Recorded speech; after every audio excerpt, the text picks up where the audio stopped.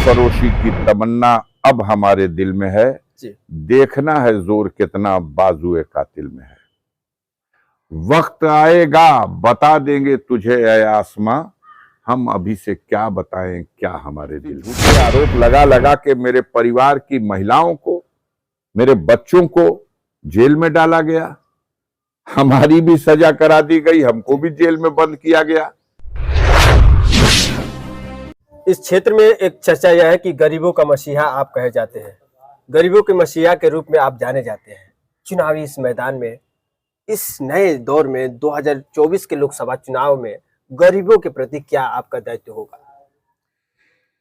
देखिए, गाजीपुर में और पूरे प्रदेश और देश के पैमाने पर भारतीय जनता पार्टी ने झूठ बोल के, उनकी कार्य योजनाएं भी विफल हैं और झूठ बोल करके बेरोजगार नौजवानों को ठगने का काम किया है। अभी चंद दिनों पहले, एक हफ्ता पहले, पुलिस की भर्ती का आयोजन किया गया। 400 रुपया फार्म की फीस रखी गई। एक अभ्यर्थी ने 400 का फार्म और फिर 100 रुपया उसकी भरवाई। सेंटरों पर आने जाने में 500 रुपए का अलग खर्च। लगभग 60 लाख लोगों ने परीक्षा दी और दूसरे दिन बताया गया कि परीक्षा रद्द कर दी गई क्योंकि पर्चा लीक हो गया था। यह निकम्मी सरकार रोजगार देना नहीं चाहती और पर्चा लीक होना का बहाना ये पहली बार नहीं, 9 बार इस तरह का पर्चा लीक हो चुका है। तो बड़ी हताशा और निराशा है नौजवानों में। उनकी उम्र बीत जा रही है, रोजगार नहीं मिल पा रहा, रोजगार के साधनों का अभाव है। ललीपॉप देने के लिए एक तरफ आप 5 सेर अनाज देने की तो व्यवस्था कर दिए, लेकिन किसानों के पेट पर लात मारा आपने।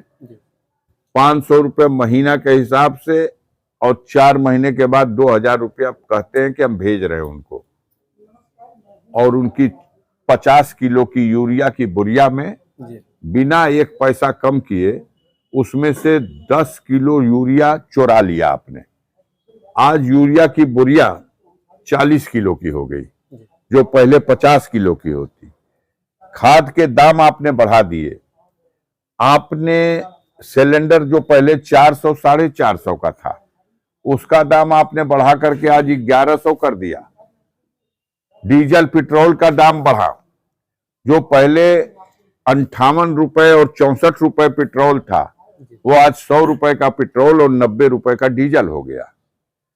आपने 5 साल हो गया चापाकल के लिए हैंडपंप जिसे कहा जाता है, जिसके साधन से गांव-गांव में गरीब अपना पानी पीता है, उस जल का उपयोग करता है, उसे सहज वो जल उपलब्ध हो जाता है।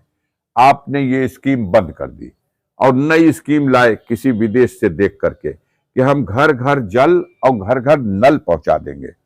लेकिन 5 साल हो गया, 5 गांव गाजीपुर जनपद में सेचुरेट नहीं हो सका, जहां हर घर को पानी, हर घर को जल, हर घर को नल मिल गया। आपने उस गांव की सड़कों को खोद के फेंक दिया, जो आपने बनाया नहीं, लेकिन बनी बनाई जो सीसी सड़कें थी, इंटरलॉकिंग थी, खड़ंजे की सड़कें थी, उसको कोड़ के पाइपलाइन बिछाने के लिए फेंक दिया और फिर उसकी मरम्मत करने के लिए कह दिया वो जब नल जल वाला स्कीम पूरी हो जाएगी तब इसको बनाया जाएगा। अब लोगों का चलना दूभर हो गया। बरसात के दिनों में गांव की गलियों में चलना फिरना दूभर हो गया। सारी कार्य योजनाएं विफल है, झूठा वादा है, झूठ बोलने वाले लोग हैं। देश पर कर्ज का बोझ बढ़ गया। पहले जो 49 लाख करोड़ रुपया था, आज 205 लाख करोड़ रुपया हो गया। 155 लाख करोड़ रुपया के लगभग मोदी की सरकार में कर्ज भारत पर बढ़ा है। देश में जो खजाने का पैसा है बैंकों में, उन बैंकों के पैसों को मोदी की सरकार में ललित मोदी ने, नीरव मोदी ने, मेहुल चौकसी ने, विजय माल्या जैसे कई लोगों ने लूट करके विदेश भाग गए। कौन पासपोर्ट बनाता है? विदेश से आने और जाने का कौन परमिट और वीजा देता है? पूरी तरह से निकम्मी और विफल सरकार है।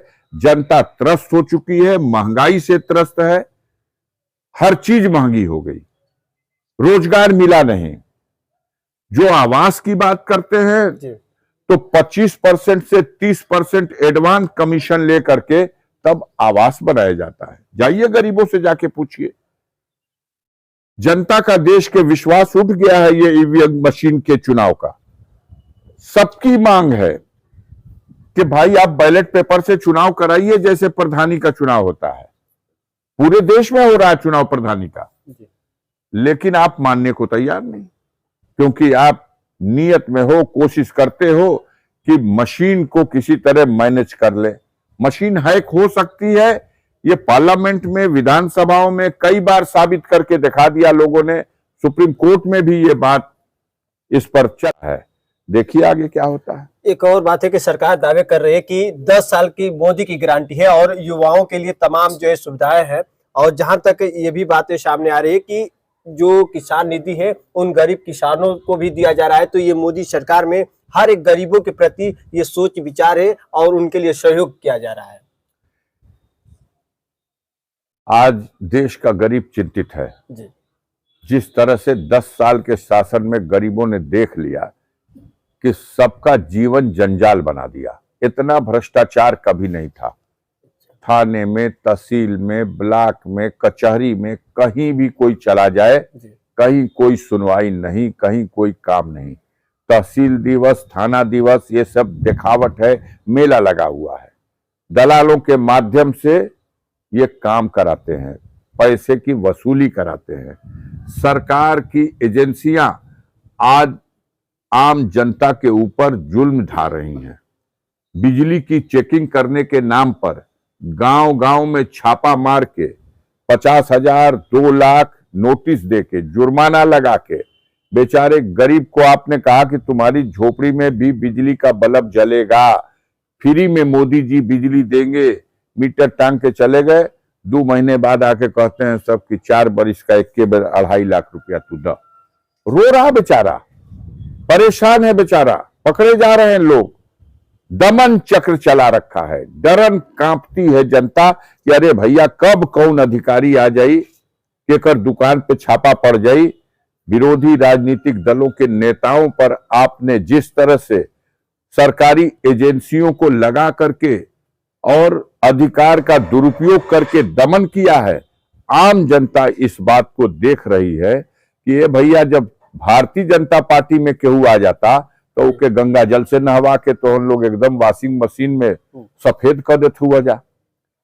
अजीत पवार महाराष्ट्र के नेता थे, उनके ऊपर पहले घोटाले का आरोप लगा के ईडी से जांच शुरू कराई गई। और जब अजीत पवार ने शरद पवार की पार्टी को तोड़ करके भारतीय जनता पार्टी कतार में खड़े हो गए, तब आज अजीत पवार वहां के डिप्टी सीएम है महाराष्ट्र के, फाइनेंस मिनिस्टर है महाराष्ट्र के।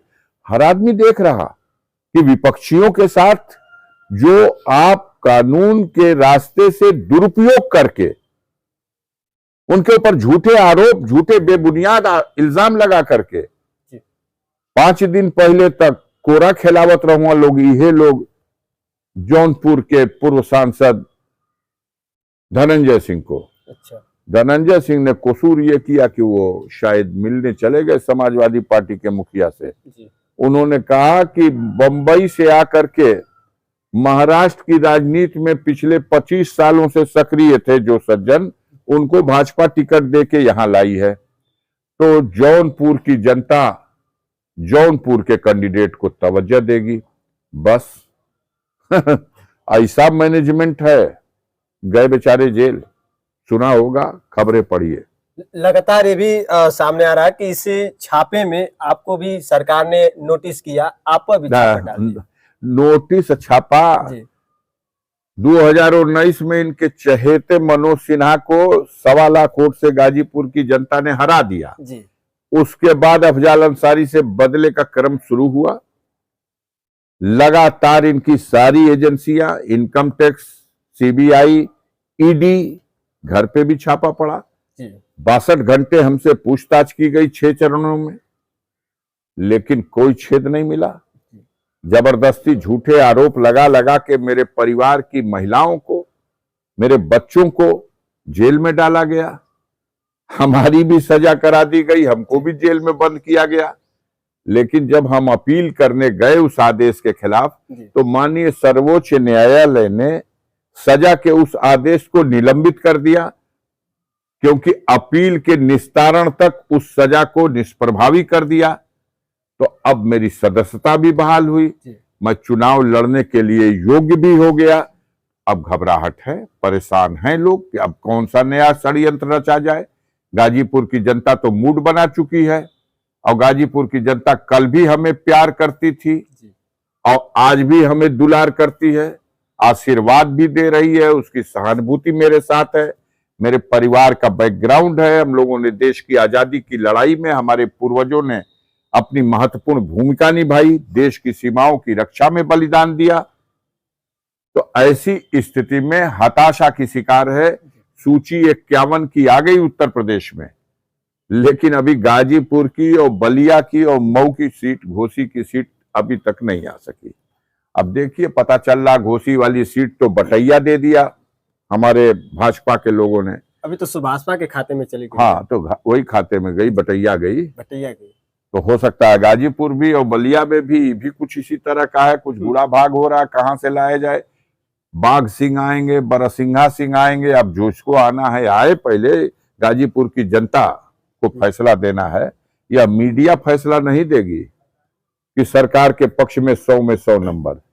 यह कापी जनता जांचेगी, और जनता जब कापी जांचती है तो असली नंबर दे देती। कहीं भाजपा समीकरण में न पड़े हो कि शायद आपके समक्ष कोई उस तरह से उम्मीदवार खड़ा कर दे जो शायद आप उनका सामना करने में कहीं संदेह न जताए? हम तो मैदान में हैं, मैदान में है। सरफरोशी की तमन्ना अब हमारे दिल में है। देखना है जोर कितना बाजुए कातिल में है। वक्त आएगा बता देंगे तुझे ऐ आसमां, हम अभी से क्या बताएं क्या हमारे दिल में है। बहुत खूबसूरत। और इस तरह से जो है विवाह की बातों के साथ हमारे साथ मौजूद रहे अफजाल अंसारी जी, और चुनावी रण में इनका जो तैयारी है, खास इस वक्त के लिए इतना ही। नमस्कार।